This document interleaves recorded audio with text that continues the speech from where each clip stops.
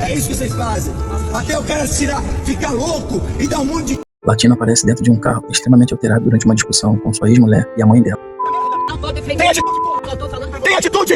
Você tem medo? Não tenho medo de ninguém, Roberto. Não tenho medo de Você tem ninguém. medo? Eu sua onda e acho- fala baixo com a minha mãe. Você tem medo? Vocês estão tudo com... Acho que você tem que respeitar e... É isso que vocês fazem. Até o cara se tirar, ficar louco e dar um monte de tiro e correr e sair sacudindo toda. Por isso que os caras ficam loucos. Dias depois, ela publica um vídeo em que ela registrou sobre uma cena inquietante entre o desentendimento entre os dois e a mãe dela. A Farhab, a ex do Latino, tem 27 anos, relatou nas redes sociais episódios de agressividade, ameaças e tensões durante o relacionamento de mais de 7 anos que ela teve com o cantor. No desabafo que ela fez, ela apontou que não estava apenas falando de conflitos entre eles dois. Ela disse também ter presenciado agressões contra a própria mãe, e ela colocou isso em vídeo. Nas imagens divulgadas por ela, o Latino aparece com um tom extremamente elevado e alterado. Mas o que mais chamou a atenção é que ele fez algumas afirmações sobre mulheres, de forma generalista, É isso que vocês fazem. Até o cara se tirar, ficar louco e dar um monte de... mencionando situações envolvendo violência praticada por homens. Mas é importante fazer uma distinção disso. Os relatos da Rafa são alegações públicas e as imagens divulgadas por elas não permitem sozinhas concluir tudo o que teria acontecido naquele relacionamento. Peço apenas que um assunto, gente, tão sério e seja tratado com responsabilidade.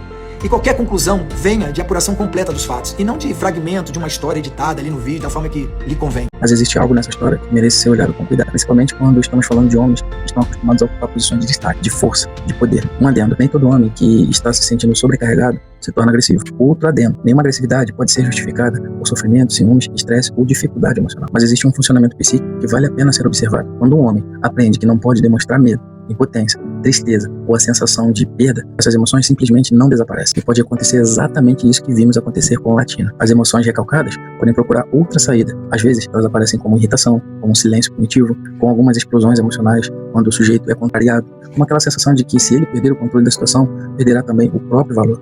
Não se trata de procurar uma desculpa para a agressividade. Longe disso. Trata-se de questionar o que o homem não consegue elaborar. Esse homem, geralmente, resolve problemas dos outros, mas não consegue dizer que está mal. Ele sente vergonha de depender de alguém. Para não olhar para o problema que ele tem que resolver, ele acaba ocupando a sua mente com o trabalho, mesmo quando está esgotado. Isso acontece porque ele acredita internamente, inconscientemente, que se ele reconhecer os seus limites, pode ser um sinal de fracasso. No final, ele engole a tristeza, a raiva, o rancor, o ódio, e depois ele não entende o porquê está tão irritado. E é aí, nesse momento, que a força pode se tornar uma armadura ou uma ameaça. A armadura protege, mas também impede que alguém chegue perto. Já a ameaça pode ser representada pela ameaça física e psicológica. Se você precisa parecer ser forte o tempo inteiro para não desmoronar diante dos outros, talvez já esteja na hora de você descobrir quem você é quando não precisa mais fingir que aguenta tudo, se escondendo atrás de um personagem. Se esse vídeo falou contigo, ou você lembrou de alguém, já salva e compartilha com outro homem que se encontra atualmente no momento agressivo. Isso porque ele precisa entender que pedir ajuda não diminui a sua autoridade. Não é um sinal de fracasso. E, ao mesmo tempo, parecer ser forte não é sinal de força. E que o seu sofrimento não dá licença para ferir outra pessoa, especialmente aquela pessoa que sempre está do lado dele. Pode ser você.